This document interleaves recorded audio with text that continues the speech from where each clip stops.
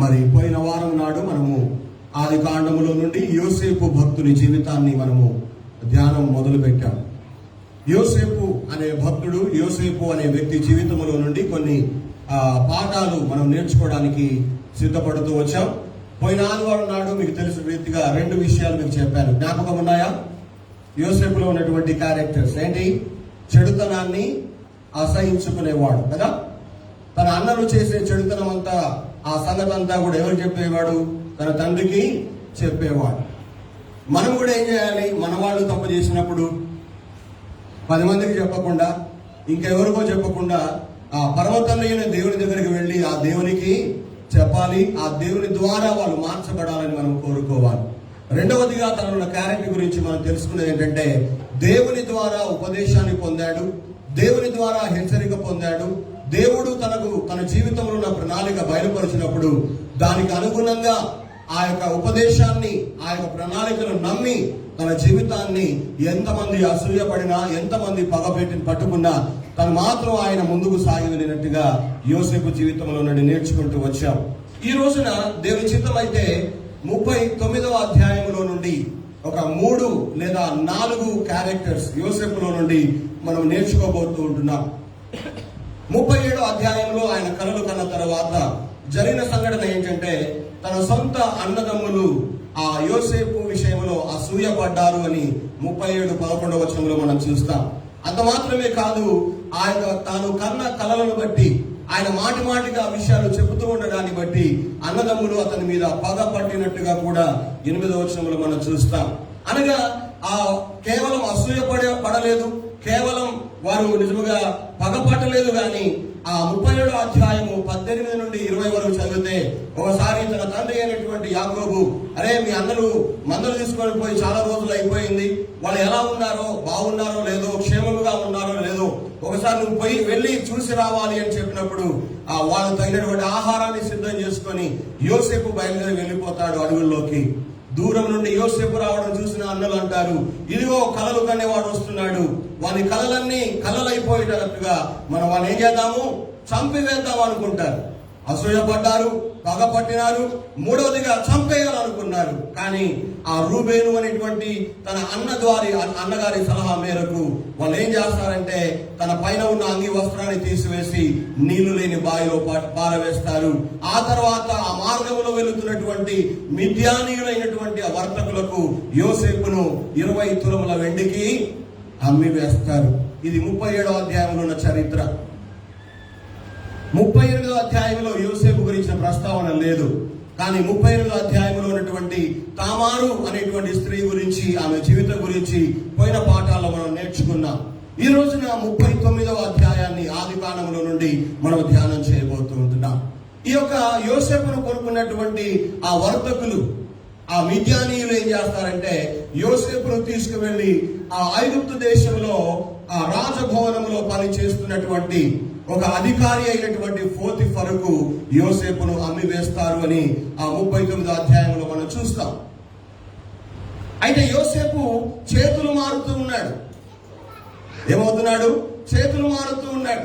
మొట్టమొదటిగా తండ్రి ఇంట్లో ఉన్నాడు, తర్వాత అన్నదమ్ముల దగ్గరకు వచ్చాడు, అక్కడ నుండి వర్తకుల చేతులకు వెళ్ళాడు, అక్కడ నుండి పోతిఫరు చేతులకు వెళ్ళాడు. అనగా యోసేపు జీవితం అది అంచెలంచెలుగా అసలు దారి తప్పిపోతుందేమో, క్రమము తప్పిపోతున్నాడేమో, తన జీవితంలో తాను అనుకున్నవి, దేవుడు అనుకున్నవి జరగవేమో అనేటువంటి పరిస్థితుల్లోకి యోసేపు నెట్టివేయబడుతున్నట్టుగా మనం ఆ యొక్క వచనాలను మనం గ్రహించగలుగుతాం. యోసేపును బానిసగా కొనుక్కున్నటువంటి ఆ పోతిఫరు ఒక పనివానిగా తన ఇంట్లో యోసేపును పెట్టుకుంటాడు, పోతిఫరు అనేటువంటి అధికారి. అయితే జరిగింది ఏంటి? ఆ 39వ అధ్యాయం 3 నుండి 6 వరకు గల వచనాలు మనం చదివితే, ఆ 5వ వచనంలో పోతిఫరు కొన్నాళ్ల తర్వాత ఏం చేస్తాడంటే, తన ఇంటి మీద యోసేపును విచారణకర్తగా నియమించుకుంటాడు. ఆ పోతిఫర్ ఇంట్లో అమ్మివేయబడినటువంటి, బానిసగా పనిచేస్తున్నటువంటి, ఒక పనివాడుగా ఉన్నటువంటి ఆ యోసేపు ఆ ఇంటికి అధికారిగా నియమించబడతాడు.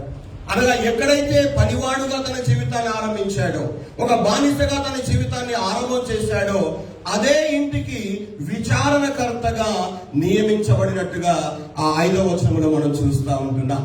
అంత మాత్రమే కాదు, 6వ వచనంలో ఉంది, ఆ పోతీఫరు అనేటువంటి అధికారి తనకు కలిగినదంతా కూడా, తన ఇంటి గురించి, తన బ్యాంక్ బ్యాలెన్స్ గురించి, తనకున్నటువంటి పొలాల గురించి, ఆస్తుల గురించి అన్ని విషయాలు కూడా తీసుకువెళ్లి యోసేపు చేతిలో యోసేపుకు అప్పగించినట్టుగా ఆ 6వ వచనంలో కూడా మనం చదువుతున్నాం.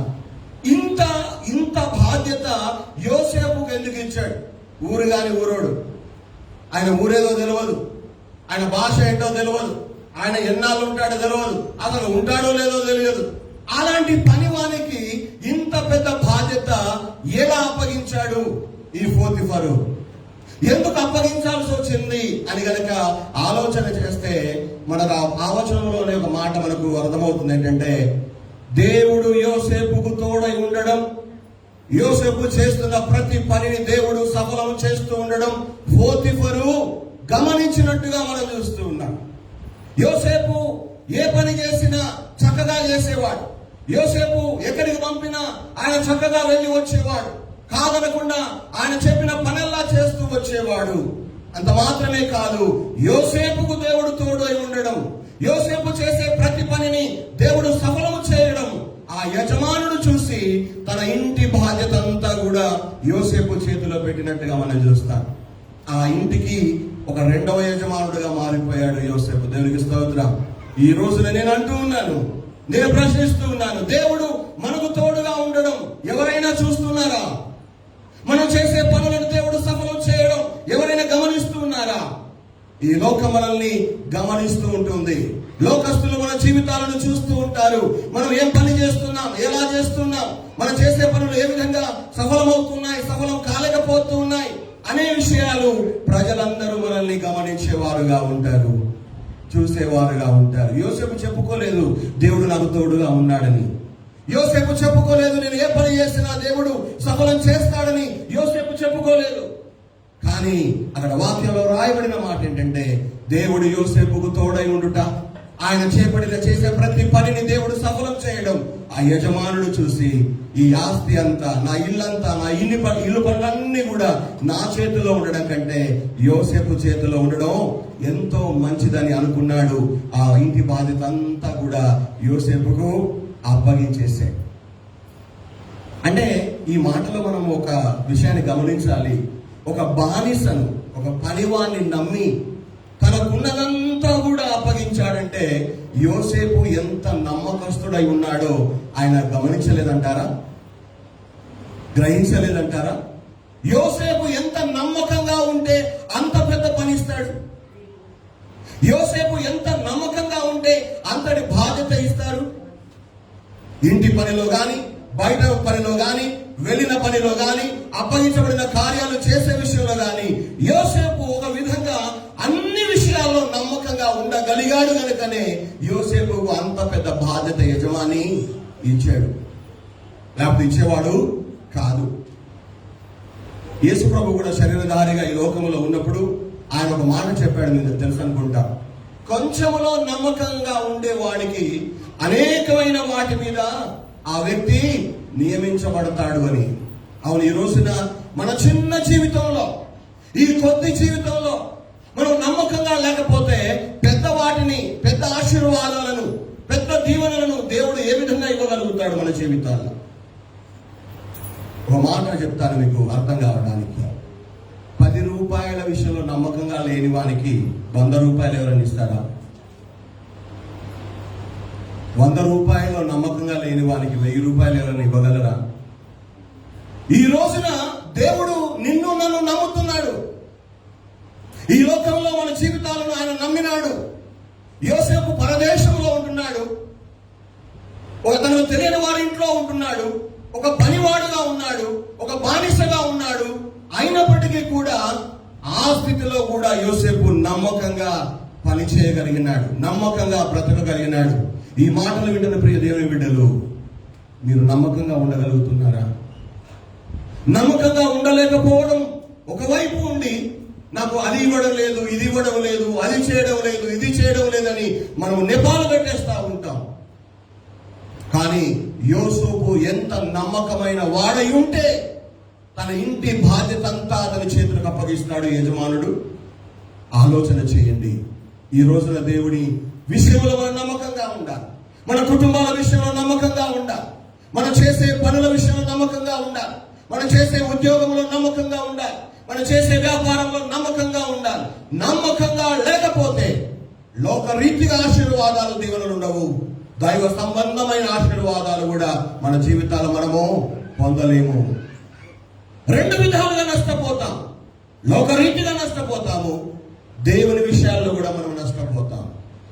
రెంటికి చెడ్డ రేవడిగా మన జీవితాలు మారిపోతూ ఉంటాయి. అప్పుడప్పుడు చెప్తారు కదా, నా గర్ఖ నా ఘాటుక, ఇంటికి పనికిరాదు, గంటకు పనికిరాదు. ఈ రోజున నమ్మకత్వము, నమ్మకమైన జీవితము యోసేపు జీవితంలో మనం చూస్తూ ఉంటున్నాం. అవును, ఈ రోజున ఎంత నమ్మకం అంటే యాజమానికి తన ఇంట్లో ఏముందో ఏం లేదో, ఏం జరుగుతుందో ఏం జరగడం లేదో అవన్నీ ఏమి పట్టించుకునేవాడే కాదంట ఆయన. ఎంతగా నమ్మితే అంత పెద్ద బాధ్యత ఇస్తారు. నేను ఒకసారి నాకు జ్ఞాపకంకి వస్తుంది, నేను సేవకు రాకముందు నిజామాబాద్ ఒక ఆసుపత్రిలో ఒక డాక్టర్ దగ్గర పనిచేసేవాడిని. తనకు 2 కూతుళ్ళు, కొడుకులు లేరు.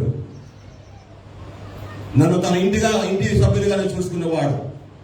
ఆయన పేరు సీతారామరాజు, క్షత్రియులు వాడు. వాళ్ళ ఇంట్లోనే టిఫిన్, వాళ్ళ ఇంట్లోనే భోజనం, వాళ్ళ ఇంట్లోనే పడుకోవడం, వాళ్ళతోనే ప్రయాణం చేయడం.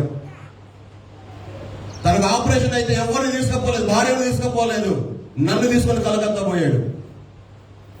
తన చిన్న కూతురు ఇక్కడ వేరే దగ్గర అనారోగ్యంతో పడింది, వాంతులు చేసుకుంటుంది, జ్వరంతో బాధపడుతుందంటే ఎవరిని పంపలేదు, నన్ను పంపినాడు. నేను వెళ్ళి ఆ అమ్మాయిని తీసుకొని వచ్చినాను. ఈ మాటలు ఎందుకు చెప్తున్నానంటే, నమ్మకమైన వారముగా ఉండకుండా మన జీవితాల్లో ఏ పని కూడా మనకు దొరకదని గమనించండి. ఈ రోజు నేను అంటున్నాను, యోసేపు నమ్మకమైన వాడుగా కనబడుతున్నాడు. నేను అడుగుతున్నా, ఈ రోజు దేవునికి ప్రార్థన చేసే విషయంలో నమ్మకంగా ఉంటున్నామా? దేవుని ప్రేమించే విషయంలో నమ్మకంగా ఉంటున్నామా? వాక్యాన్ని వినే విషయంలో, వాక్యాన్ని చదివే విషయంలో నమ్మకంగా ఉండగలుగుతున్నామా? దేవునికి ఇచ్చే విషయంలో నమ్మకంగా ఉండగలుగుతున్నామా? దేవుని ఆరాధించే విషయంలో నమ్మకంగా ఉండగలుగుతుంటున్నామా? చాలాసార్లు నమ్మకంగా ఉండలేక, దేవుని ద్వారా, మనుషుల ద్వారా ఎలాంటి ఆశీర్వాదం పొందలేక మనల్ని మనమే తిట్టేసుకుంటా ఉంటాం. మనపైన మనమే దుమ్ము ఎత్తిపోసుకుంటూ ఉంటాం. కానీ ఇక్కడ వాక్యంలో మనం చూస్తున్నాము, నమ్మకమైన ఒక జీవితాన్ని యోసేపులో మనం చూస్తుంటున్నాం. అంత మాత్రమే కాదు, బైబిల్లో ఒక మాట రాయబడి ఉంది, సామెతలు 28:20, నమ్మకమైన వారికి దీవెనలు మెండుగా కలుగును. గమనించాలి. పౌలు తిమోతికి రాస్తూ ఒక మాట అంటాడు, పరిచర్య చేసే వాళ్ళందరూ, అనగా పరిచర్య చేసే బోధకులు కావచ్చు, పరిచర్యలో సహకరించే సువార్థికులు కావచ్చు, పాటలు పాడే పాటగాళ్ళు కావచ్చు, వాక్యాలు వాయించే వాళ్ళు కావచ్చు, వాక్యం వినే వాళ్ళు కావచ్చు, పరిచర్యలో వాడబడే స్త్రీలు, పురుషులు, బిడ్డలు కావచ్చు, వాళ్ళందరూ ఏమై ఉండాలట? 1 తిమోతి పత్రిక 3వ అధ్యాయం 11వ వచనాన్ని నేను చదువుతున్నాను, గమనించండి. 1 తిమోతి 3:11, అటువలే పరిచర్య స్త్రీలు కాదు, పురుషులు కూడా మాన్యులై, కొండములు చెప్పని వారును, మితానుభవం గల వారును, అన్ని విషయములలో నమ్మకమైన వారునై ఉండవలెను. బోధించే విషయంలో, ప్రార్థించే విషయంలో, పాటించే విషయంలో, పాటలు పాడే విషయంలో, పరిచర్య చేసే విషయంలో, దేవునికి ఇచ్చే విషయంలో, దేవుడిని పొందుకునే విషయంలో ఎంత మట్టుకు మనం నమ్మకంగా జీవించగలుగుతుంటున్నాం, ఎంత మట్టుకు నమ్మకమైన వారిగా దేవుడు మనం చూడగలుగుతున్నాడు. ఈ రోజున మన జీవితాలను మనం ఆలోచన చేయవలసిన వారమై ఉన్నాం. యోసేపు చెడుతనాన్ని అసహించుకునేవాడు. యోసేపు దేవుని ద్వారా ఉపదేశం పొందినవాడు. 3గా చూస్తున్నాం, యోసేపు నమ్మకమైన వాడు. మోషే గురించి బైబిల్లో రాయబడి ఉంది, దేవుని ఇల్లంతటిలో మోషే నమ్మకమైన వాడు అని. ఈ రోజున నమ్మకాన్ని మనము కలిగి ఉందాం, నమ్మకాన్ని సంపాదించుకుందాం. బలా మంచి నమ్మకమైన దాసుడా అని దేవుని ద్వారా పిలువబడేటువంటి గొప్ప భాగ్యాన్ని మన జీవితాల్లో పొందాలి అన్న విషయాన్ని నేను ఇక్కడ మీకు జ్ఞాపకం చేస్తుంటున్నా.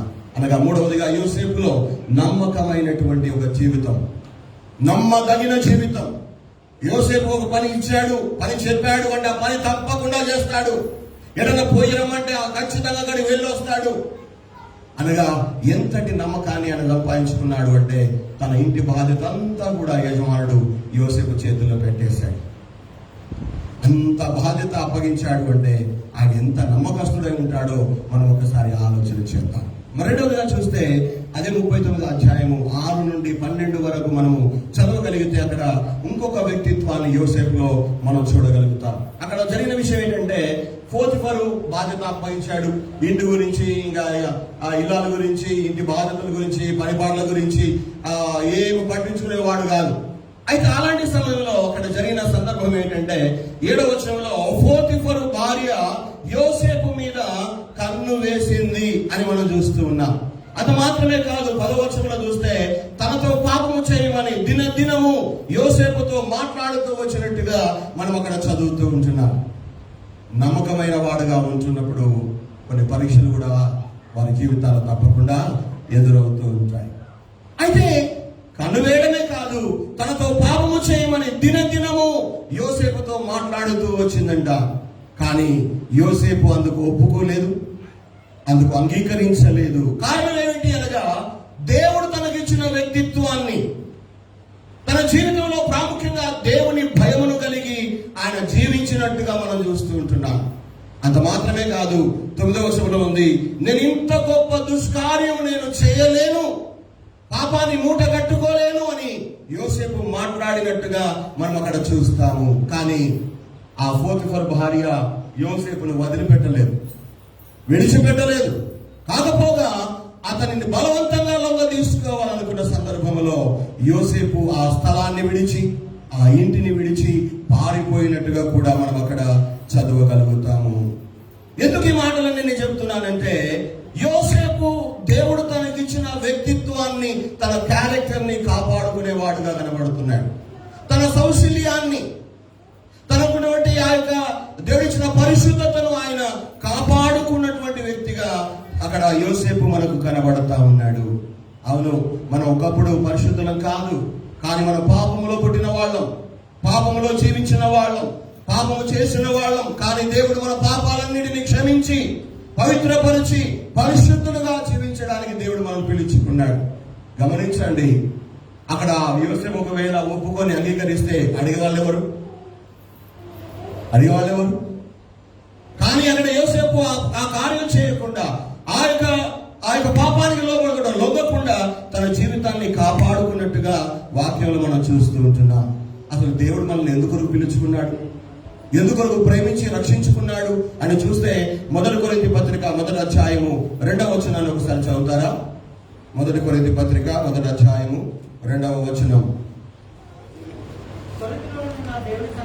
కొరింథీలో ఉన్న దేవుని సంఘమునకు అనగా క్రీస్తు యేసునందు పరిశుద్ధపరచబడిన వారై పరిశుద్ధులుగా ఉండుటకు పిలువబడిన వారికి పత్రిక వ్రాస్తున్నాడు పౌలు.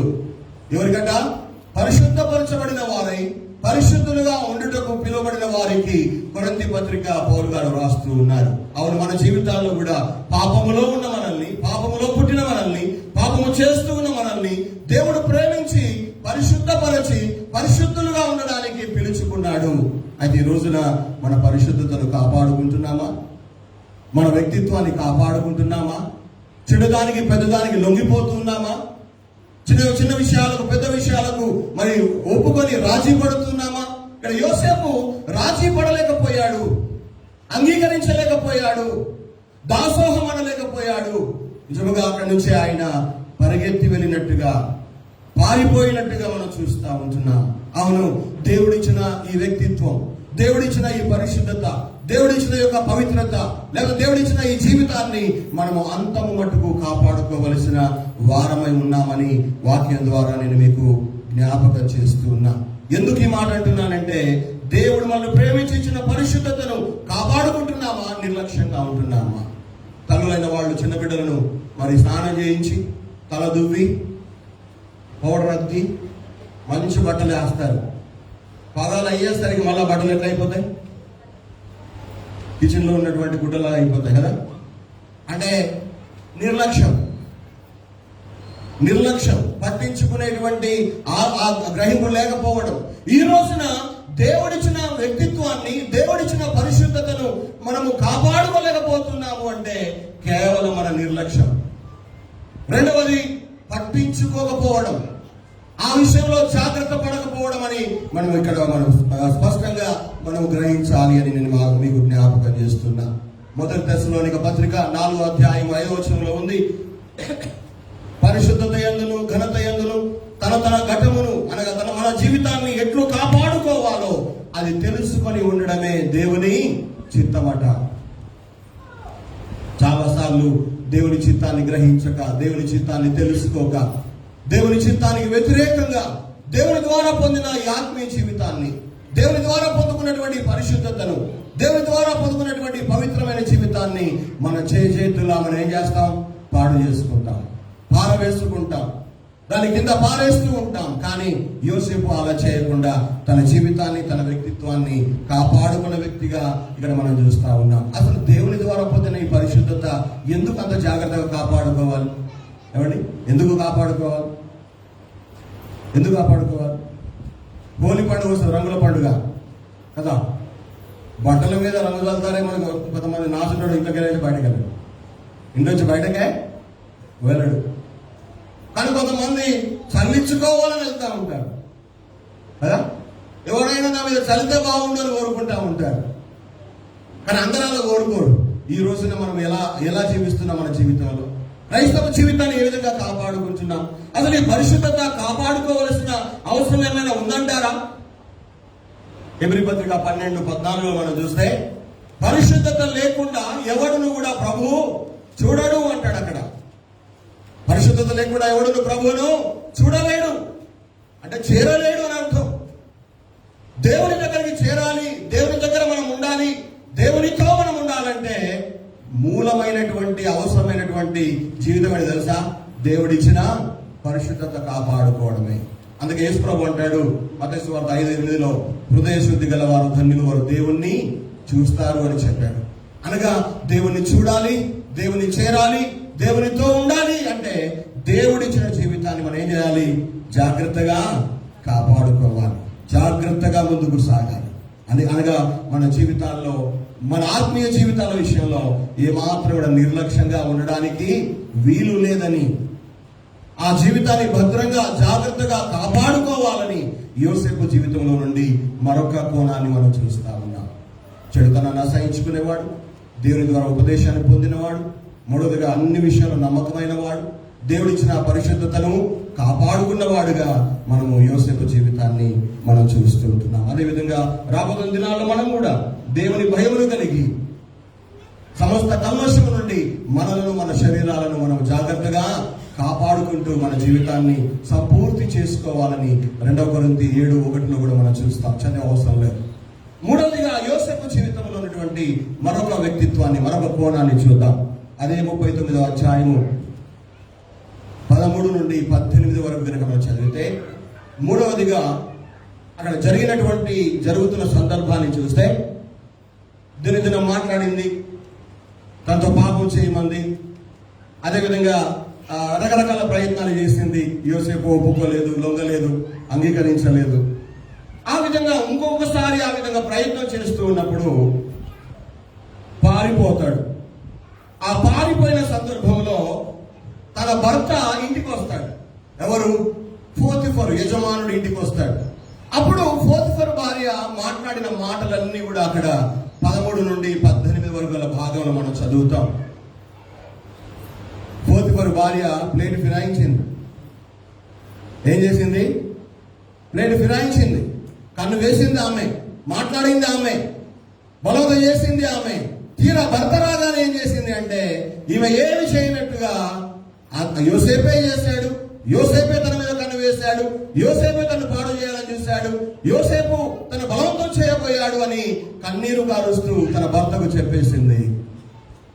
కోపముతో మండిపోయిన, రగిలిపోయిన యజమానుడు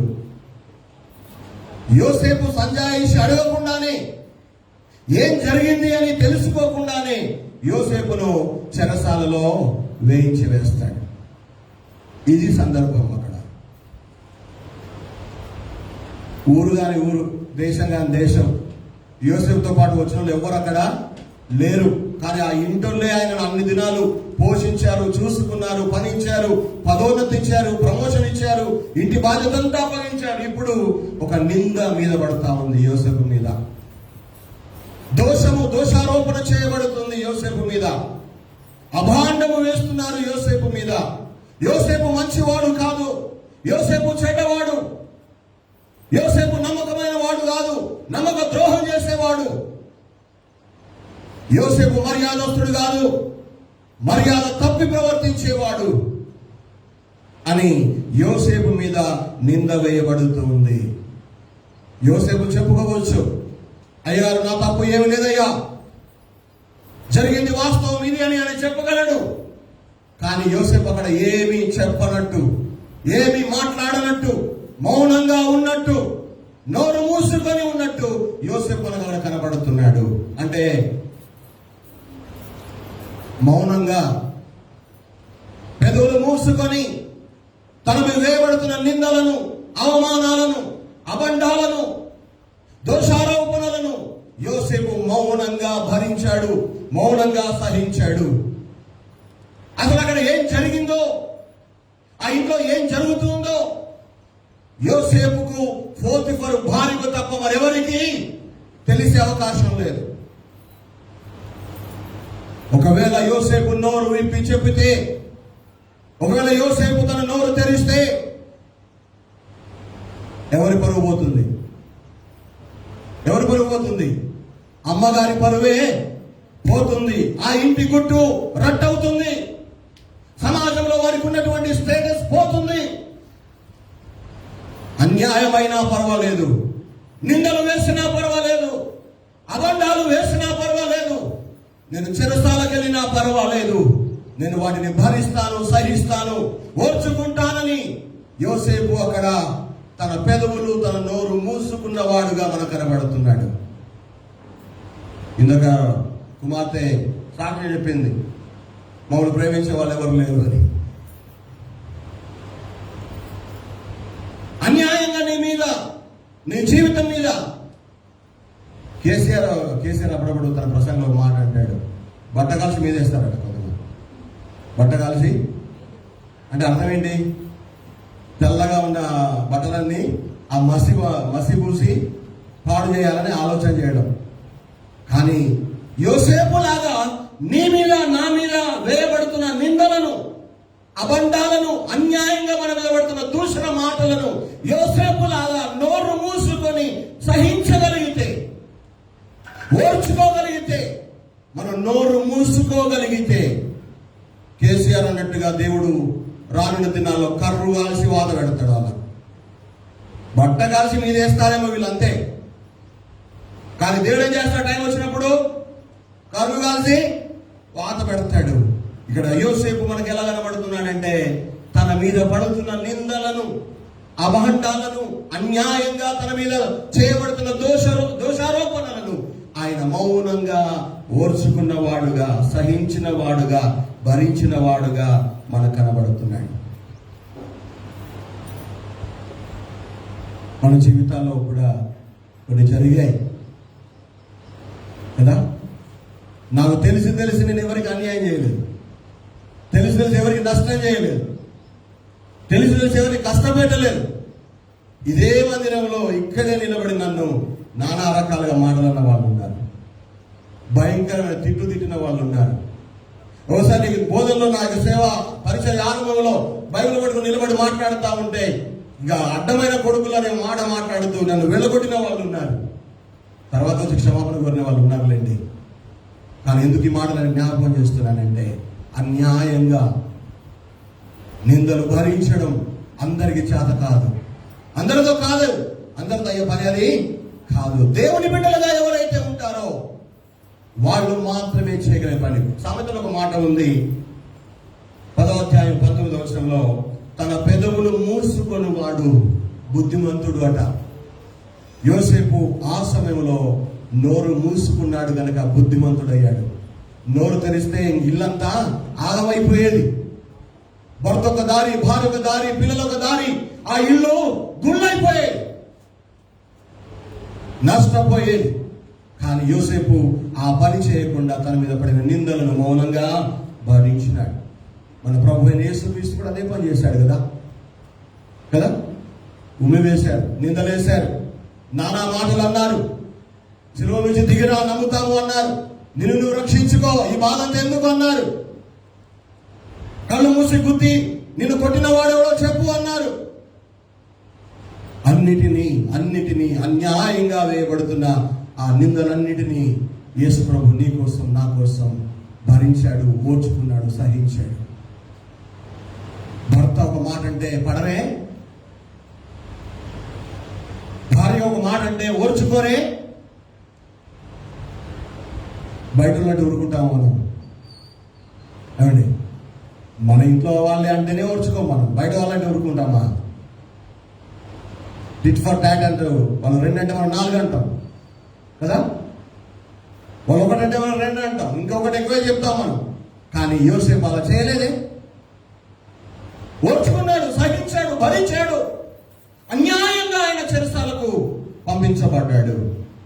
కనీసం ఆ భరించిన బాధ ఇచ్చిన యజమానుడు అడగలేదు ఏం జరిగింది అని. ఇది జరిగింది అని యోసేపు కూడా చెప్పలేదు. కేవలం అన్యాయమైన నిందలను ఆయన భరించిన వాడుగా మనకు కనబడుతున్నాడు. అవును, ఈ రోజున ఇది తప్పు చేయకపోయినా ఒక దుర్మార్గునిగా తన మీద నింద వేయబడుతూ ఉన్నా దేవుని నామం కోసం, దేవుని మహిమ కోసం యోసేపు సిగ్గుపడక ఆ అవమానాన్ని అని చేశాడు, మౌనంగా భరించాడు. ఈనాడు ఒకవేళ మీ మీద కూడా అన్యాయంగా మాటలంటున్నారేమో, మీ తప్పు లేకుండానే దోషులు అని తీర్పు తీరుస్తున్నారేమో, చెడ్డ వాళ్ళని నిర్ధారణ చేసేస్తున్నారేమో, పనికి మాలిన వాళ్ళని నీ గురించి ఇంకా 10 చోట్ల చెప్పుకుంటున్నారేమో, 100 మందికి చాటి పేస్తున్నారేమో. Let them do them. వాళ్ళు ఏం చేసుకుంటారో చేసుకొనియండి. ఇంకా ఆ విధంగా అన్యాయంగా నిందలు వేయనియండి. కానీ ఒక రోజు వస్తుంది, ఆ రోజున నిన్ను నిందించిన వాళ్ళు, నిన్ను అన్యాయంగా మాటలున్న వాళ్ళు నీ దగ్గరికి వచ్చి తల వంచకపోతే నన్ను అడగండి. సిగ్గుపడతారు. మన ముఖంలో ముఖం పెట్టడానికి వాళ్ళు ధైర్యం చాలదు వాళ్ళకు. ఎందుకు ఈ మాట అంటున్నానంటే, యోసేపు ఒక బుద్ధిమంతుడుగా శోధనలను, నిందలను, అవమానమును భరించే వ్యక్తిగా మనకి ఇక్కడ కనబడుతున్నాడు. మన జీవిత పరిస్థితి ఏమిటి? మనకున్న క్యారెక్టర్ ఏమిటి? యేసు ప్రభు కూడా చెప్పాడు కదా, మత్తయి సువార్త 5:11-12లో ఏమని చెప్పాడు? నా నామము నిమిత్తము జనులు మిమ్మల్ని నిందించి, హింసించి, మీ మీద అబద్ధముగా చెడ్డ మాటలు పలుకున్నప్పుడెల్లా మీరు ధన్యులు, సంతోషించి ఆనందించండి, పరలోకములో మీ ఫలము అధికమవుతుంది అని చెప్పాడు. వేరేయండి. ఓసారి దావీదు మహారాజు కొడుకు భయపడి పారిపోతుంటే షిమి అంటోడు అడ్డమైన మాటలే తిడతా ఉంటాడు. ఎవరిని? దావీదును తిడతా ఉంటాడు షిమి అనేవాడు. ఆ దావీదుతో ఉన్నటువంటి ఆ సైన్యంలో పనిచేసే ఆ సైన్యాధికారి కోపం వస్తుంది. రాజా, వీడే కూడా అసలు నిన్ను తిట్టడానికి, జరిగిందేటో తెలుసుకోకుండా అలా నిన్ను తిడుతున్నాడేంటి, నువ్వు అని చెప్పు, వాని మెడకాయ మీద తలకాయ లేకుండా నేను చంపేస్తా అంటాడు. అప్పుడు దావీదు అంటాడు, ఊరుకురాబా, నన్ను తిట్టుమని దేవుడు మనకి సెలవిచ్చిండు, కానీ తిట్టని, క్షమించని. కొంతమంది తిడతారు, ఎట్లా మళ్ళా ఈ రోజు నువ్వు చూడకపోయి ఆయన అంటే మనం అట్లా అవుతుందా? మనుషులు అంటే అనేది అవుతుందా అనని నోరు నొప్పి పుట్టదా అంటారు. తర్వాత నీడ కూర్చొని దమ్ము తీసుకుంటా ఉంటారు వాళ్ళు. కానీ ఏంటి మరి ఏం చేద్దాం? యోసేపు ఒక చక్కని వ్యక్తిత్వం గలవాడుగా మనకి ఇక్కడ కనబడుతున్నాడు. యేసు ప్రభుకు పోలికగా కనబడుతున్నాడు. కనుక మన జీవితాల్లో కూడా పేతురు భక్తుడు ఎవడైనా క్రైస్తవుడైనందుకు బాధ అనుభవిస్తే ఆ వ్యక్తి, ఆ క్రైస్తవుడు సిగ్గుపడక ఆ పేరుని బట్టి దేవునిని మహిమపరచాలని మొదటి పేతురు పత్రిక 4:13-18 వరకు ఒక వచనాల్లో మనం చదువుతాం. ఈ రోజున ఇది నాన్న యోసేపు లాంటి వ్యక్తిత్వంలోనికి మన జీవితాలు మార్చబడాలి. చెడుతనాన్ని అసహించుకునే వ్యక్తిగా, దేవుని ద్వారా ఉపదేశం పొందే వ్యక్తులముగా, అదేవిధంగా మనం చూస్తే నమ్మకమైనటువంటి వ్యక్తులముగా, అదేవిధంగా మనం చూస్తే పరిశుద్ధతను కాపాడుకునే వారంగా, అన్యాయంగా మన మీద వేయబడే నిందలను ఆ యొక్క దోషారోపణలను భరించి సహించే వారముగా మనం ఉండడానికి మన జీవితాలు సిద్ధపరుచుకుందాం. చివరిగా ఇంకో మాట చెప్పి ముగిస్తాను. ఆదికాండం 40 అధ్యాయం 4 నుండి 8 వరకు మనం చదువుదాం. జైల్లో వేయబడతాడు. జైల్లో వేయబడిన తర్వాత కొంతకాలానికి ఏమైతుందంటే ఆ జైల్లో కూడా అధికారులు కూడా, అరే ఇంత మంచోడు, ఇంత విధేయత ఉంటాడు, ఇంత చక్కగా నమ్మకంగా పనిచేస్తాడు, చెప్పిన పనిని కాదన్నాడు, ఇసుంటోని జైలు వేసేది దబ్బా అని చెప్పి అక్కడ జైలు ఆఫీసర్ కూడా అనుకున్నాడట. అనుకొని యోసేపుని పిలిచారే, బాయ్ ఇక నేను కూడా జర చేత కాకుంటున్నా, కనుక నువ్వు జైల్లో ఉన్న ఖైదీలందరూ కూడా నీ చేతిలో ఉంటారు, వాళ్ళందరూ లేస్తున్నారా టైంకి, అందరూ టిఫిన్ చేస్తున్నారా, అందరూ ఆరోగ్యంగా ఉన్నారా, అందరూ పని మంచిగా చేస్తున్నారా లేదా అన్ని నువ్వే చూసుకోవాలని చెప్పి యోసేపు కూడా ఒక చిన్న పని ఆ జైల్లో కూడా ఇచ్చారట. అని యోసేపు జీవితం చూడాలి. ఎక్కడ పోయినా అడవుల్లోకి తన అన్న దగ్గర పోయినా ఆయన మామూలుగానే ఉన్నాడు, అదే విధంగా ఉన్నాడు. అన్యాయంగా ఆ అన్నలు పగబట్టినా ఆయన ఏమీ మాట్లాడలేదు, అమ్మి వేయబడినా నోరు తెరిచి ఒక మాట అనలేదు. అక్కడ పోతిఫర్ ఇంట్లో కూడా నమ్మకంగా పనిచేశాడు, పాపానికి లోబడకుండా లొంగగా పరిగెత్తి వెళ్ళిపోయాడు. చెరసాలలోకి వెళ్ళిన అక్కడ కూడా యథార్థంగానే జీవిస్తున్నాడు. అంటే ఖైదీలకు ఉపచారం చేశాడని ఉంది. తిన్నారా మీరు అందరూ తిన్నారా అని అడిగేవాడేమో, అందరూ పని చేయండి అని చెప్పి పని చేయించేవాడేమో. అనగా అందరి విషయంలో ఒక బాధ్యత కలిగినటువంటి వ్యక్తిగా యోసేపును మనం అక్కడ చూస్తూ ఉన్నాం. అలా జరుగుతూ ఉండగా ఆ 40 అధ్యాయం ఆదికాండము 5 నుంచి 8 వచనాలు మనం చూస్తే ఇద్దరు అక్కడ నేరస్తులు ఉంటారు. అక్కడ వాళ్ళు ఏం నేరం చేసి జైలుకి వచ్చారో తెలియదు కానీ ఫరో రాజు దగ్గర పనిచేసే వాళ్ళు ఇద్దరు. ఏం పనిచేసే వాళ్ళట? ఒక ఆయనేమో ఫరో రాజుకు పానం అందించేవాడు. పానం అంటే ఇంకా సారానో నీళ్ళు, నీళ్ళు ఇచ్చేవాడు. ఆ కూల్ డ్రింక్ మనకు కూల్ డ్రింక్ ఇచ్చేవాడు. అనగా ఆ రాజు పక్కనే ఉండి రాజు అవసరాలు తీర్చేవాడు అనమాట. ఒకడు వాడు కూడా జైలుకి వచ్చాడు, ఎందుకో తెలియదు. రెండోడు ఎవరంటే రాజుకు ఆహారాన్ని సిద్ధపరిచేవాడు, భోజనం సిద్ధపరిచేవాడు. వాడు కూడా జైల్లో పడ్డాడు. ఆయన ఒక రోజు లేచి యోసేపు తిరుగుతూ అందరిని చూస్తూ వెళ్తుంటే వీళ్ళిద్దరు ఎట్లా కనపడ్డారట యోసేపుకు? అడుంది బైబుల్ ఏమన్నామా? ఒక రోజు వారి ముఖములు చిన్న బుచ్చుకొని కూర్చున్నారట. చిన్న బుచ్చుకొనేనా? చిన్న పోయి కూర్చున్నారట. చిన్న పోయి ఎట్లా కూర్చుంటారు ఎవరైనా చెప్తారా? అంటే రోజు లెక్క ఉంటారన్నమాట. రోజులాగా లేరు, ఏదో వేరేగా ఉన్నారు, డిఫరెంట్ కనబడుతున్నారు. ఆ ఇద్దరు ముఖాలు చిన్న బుచ్చుకొని చిన్న పోయి కూర్చున్నారు, బాధతో కూర్చున్నారు, భారంతో కూర్చున్నారు, చింతతో కూర్చున్నారు, విచారంతో కూర్చున్నారు. అప్పుడు కొంతమంది కూర్చుంటారు, పిలిస్తే ఊమన రుట్టుకున్నారు. ఏమైంది అంటే అప్పుడు అంటే వాళ్ళు ఆడుంటారో వాళ్ళకే తెలియదు, ఏ సోయిలో ఉంటారో తెలియదు, ఏ ఆలోచనలో ఉంటారో తెలియదు, ఏ బాధలో ఉంటారో తెలియదు. ఈ ఇద్దరు కూడా అలా ముఖాలు చిన్నపోయి కూర్చున్నారు. అప్పుడు యోసేపుకి ఏం పని? వాళ్ళ దగ్గరకు వచ్చి ఏమంటున్నాడు? 6-8 వచనాలు చూస్తే వాళ్ళు తనకు ఏమి కాకపోయినా, తన చుట్టాలు కాదు, తన ఇరుగు పొరుగు వాళ్ళు కాదు, తన బంధువులు కాదు, తన దేశం వాళ్ళు కూడా కాదు, కానీ ఏమంటున్నాడు? ఏమి జరిగిందో దయచేసి నాతో చెప్పండి. ఏం జరిగింది? ఏమైంది? రాత్రి నిద్రపడలేదా? దోమలు బాగా గరిచినాయా? రాత్రి అన్నం సరిగ్గా తినలేదా? ఆరోగ్యం బాగోలేదా? ఏం జరిగిందో దయతో నాకు చెప్పండి అని అంటున్నాడు. అంటే ఈ మాటలో మనం తెలుసుకోవాల్సిన సత్యం ఏంటంటే, యోసేపులో ఉన్న ఇంకొక గుణం ఏంటంటే, ఇతరులు బాధపడితే ఆయన తట్టుకోలేడు. ఇతరులు బాధపడితే యోసేపు తట్టుకోలేడు. అని వీళ్ళు తనకు ఏం కాదు, తన చుట్టాలు కాదు, పక్కాలు కాదు, తన ఊరోళ్ళు కాదు, కానీ వాళ్ళు దిగులుతో ఉంటే, దిగాలుతో ఉంటే, ముఖము చిన్నపోయి ఉంటే, ఏం జరిగింది దయచేసి చెప్పండి. అంత బాగానే ఉంది కదా, క్షేమంగా ఉన్నారా, ఆరోగ్యం బాగుందా, అసలు మీకు ఏమనిపిస్తుంది చెప్పండి అంటూ వాళ్ళ యొక్క జీవితంలో ఉన్నటువంటి బాధను, వారికి ఉన్న విచారాన్ని, వారికి ఉన్నటువంటి దుఃఖాన్ని తెలుసుకోవడానికి ప్రయత్నం చేశారు. ఎప్పుడైనా అడిగినరా? అప్పుడు పాస్టర్ అంటే దాన్ని ఎప్పుడైనా అడిగినవా ఏమైంది అని? ఒక్కోసారి అడగం, ఒక్కోసారి మర్చిపోతామా, లేకపోతే జ్ఞాపకం ఉండదా, కావాలని అడగకుండా ఉంటామా, జరుగుతూ ఉంటాయి కదా. యోసేపు ఎంత మంచివాడు! తన తోటి వాళ్ళు కాకపోయినా, తన వాళ్ళు కాకపోయినా వారి బాధ ఏమిటో తెలుసుకోవాలనుకుంటున్నాడు. వాళ్ళ బాధ తీరిపోవడానికి ఏమైనా చేస్తే బాగుండు అనుకుంటున్నాడు. నిజంగా ఇతరుల యొక్క బాధను తన బాధగా అర్థం చేసుకునే మనసు యోసేపులో ఉన్నట్టుగా మనకు కనబడుతుంది. అంటే యోసేపు ఇతరుల బాధలను, వారి చింతలను, వారి విచారాన్ని అర్థం చేసుకునేవాడని, అలాంటి మనసు గలవాడని మనకి ఇక్కడ అర్థమవుతుంది. ఈ సందర్భంగా నేను గొల్లసాయమ్మ గురించి చెప్పాలనుకుంటున్నాను. మన ఊరే, ఇప్పుడైతే లేదు మన మధ్య. ఉందా? గొల్లసాయమ్మ సాయమనేనా?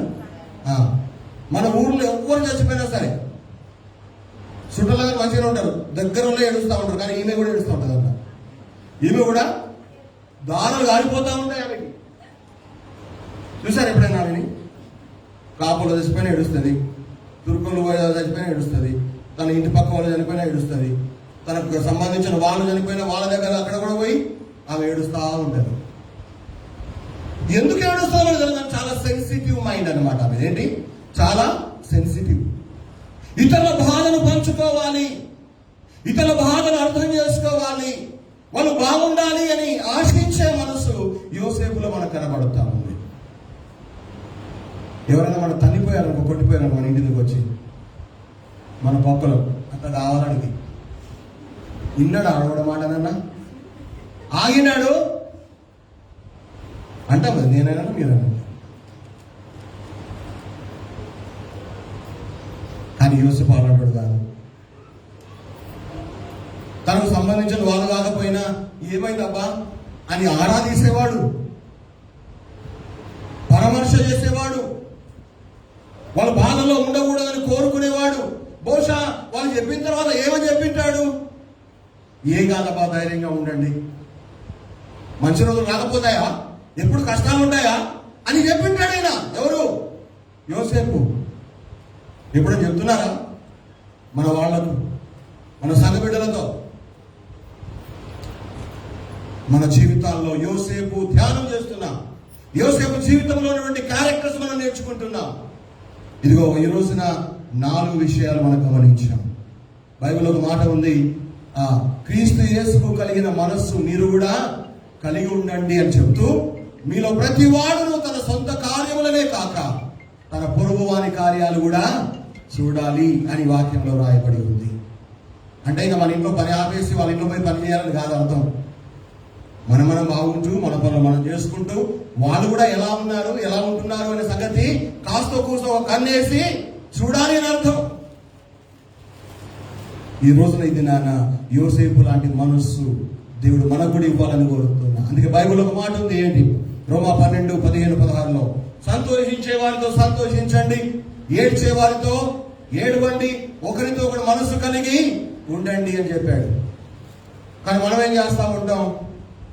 ఏడ్చే వాళ్ళ దగ్గర పోయి నవ్వుతూ ఉంటాం, నవ్వే వాళ్ళ దగ్గర పోయి ఏడుస్తూ ఉంటాం.